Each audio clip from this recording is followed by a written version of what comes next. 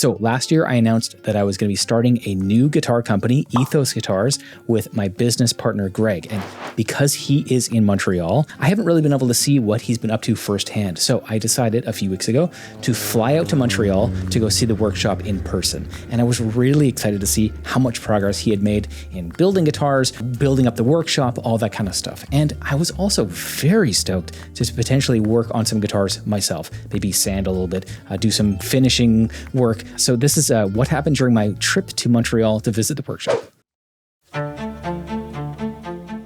So we got to Greg's office in the morning, and immediately I was impressed at just how much work he had gotten done in terms of building up the shop, outfitting with tools, and just like the overall progress in terms of guitar builds. He's one of these dudes that always has a new idea that he's working on, so it's really cool to watch him in action and see how he does what he does.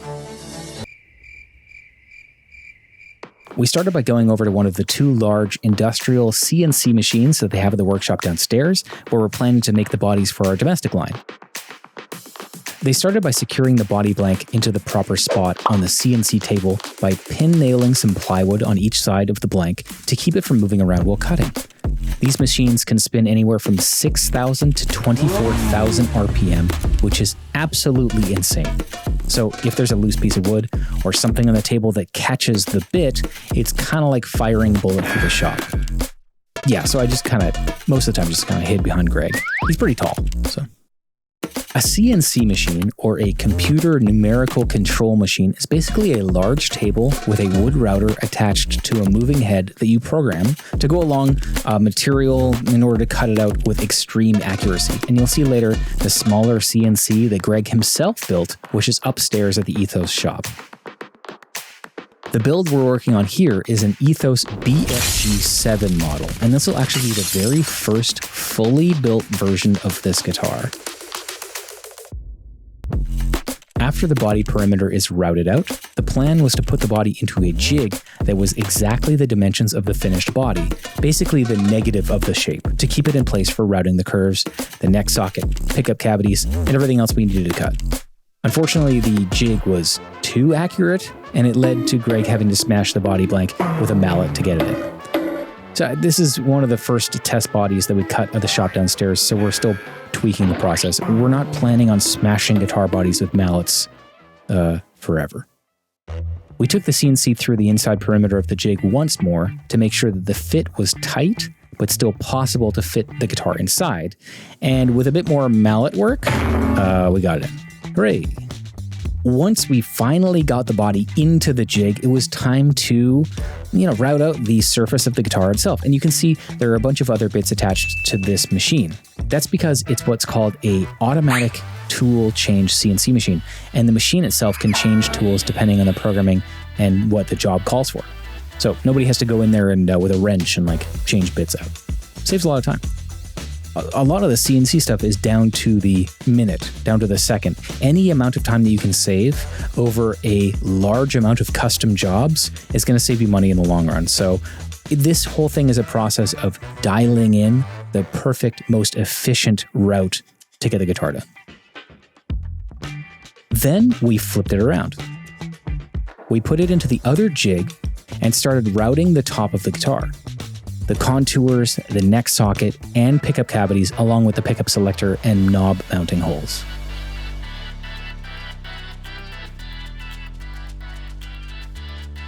Once that was finished, we took the guitar body upstairs to his shop to start the sanding process. Hooray! We started with this random orbital sander at a low grit, maybe 150 or 180, to get any tool marks out. When I say it's a random orbital bit, it's not just one that we found randomly. That would be funny. Its movement is random to, I don't really know why it's random, but yeah, if you know, then you know. You can just Google it. I don't know. It sounded cool though. It was a really rewarding experience going through and constantly checking my work, adjusting my technique to be the most efficient, and seeing the slow progress kind of come together. I found the most challenging part of this was sanding inside the horns, because you can't use the orbital for that, and just getting enough leverage sanding by hand in that area is very tough. A Dremel sander could be better here, but being new at this, we kind of figured hand sanding would be a safer bet. There's a lot of technique involved here, and we don't want to take off too much material when we're kind of newer at it. Once we finished with the 180 grit, we wet the grain to raise it, and then worked our way up to the 250 grit in preparation for adding black dye. These builds are just for testing the process, and we figured the easiest and most forgiving would be to just use an actual black dye rather than going with a more traditional spray for the base coat. I thought for some reason we would need to use something very specific to dye a guitar like this, but it turns out just using black leather dye works pretty well.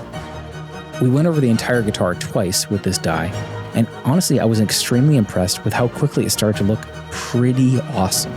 With some attention to detail, specifically in the areas where the grain ran in an unexpected direction, we got this finish looking pretty awesome within about a half hour including drying times. In areas we found that looked a bit streaky or uneven, applying a small amount of mineral spirits to blend the dye really helped, and the final product was very cool. Then it was time to work on the neck, which Greg had already glued up before I got there. It was this 5-piece maple purple heart neck blank, and he had already traced a template that he had prepared. The next step was just to take it to the bandsaw to rough cut it.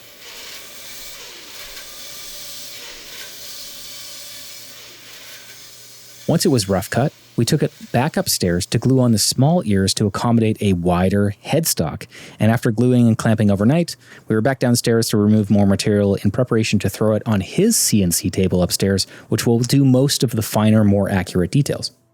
It was right about this time of the day that we realized someone had left a straight-up bullet casing sitting on the steel joist in the ceiling in his office. Maybe somebody's trying to scare us off? Maybe we pissed off the wrong people starting this guitar company. Greg had now removed the majority of the excess material for the neck, and it was ready for profiling.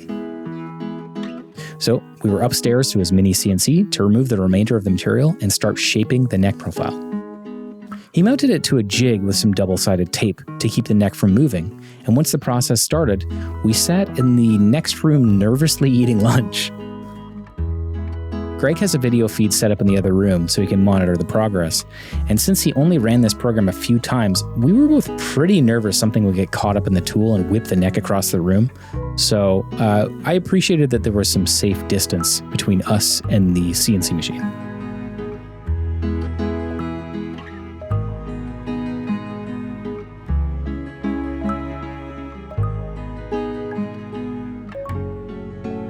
So, because we were short on time, we weren't able to fully finish the guitar while I was there. However, we were able to roughly mock up the build to be able to sit with it.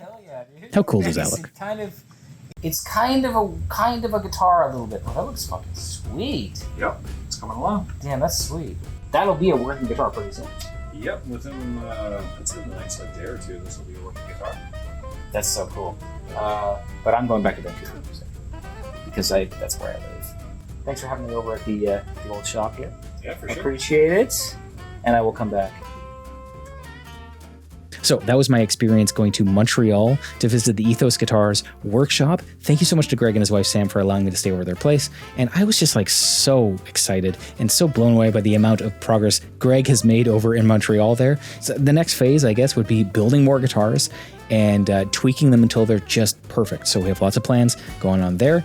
And if you want to find out more, go to ethosguitars.com and subscribe to the newsletter, and I will see you in the next one.